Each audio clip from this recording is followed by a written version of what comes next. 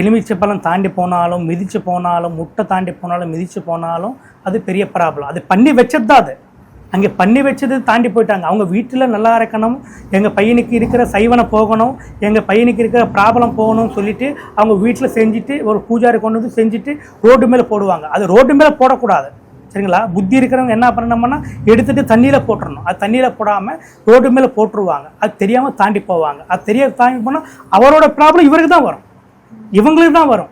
அது வந்தோம், அதை தாண்டி போனோன்னா தெரியாது இல்லை, அது தாண்டி போயிருக்கோமான்னு தெரியாது இல்லை, அது தாண்டி போயிருக்குமா மிதிச்சு போயிருக்குமான்னு யாருக்கும் தெரியாது, சரிங்களா? ஆனால் வந்துடும், ப்ராப்ளம் வந்துடுவோமா. அந்த வரும்போது சில ப்ராப்ளங்கள் உண்டாகும், மனசுக்குள்ளே சில ப்ராப்ளங்கள் உண்டாகும், உடம்பு ரீதியாக ஒரு ப்ராப்ளம் உண்டாகட்டும், தூக்கத்தில் ப்ராப்ளம் உண்டாகட்டும். அப்போ ஏதோ ஒன்று பண்ணணும்.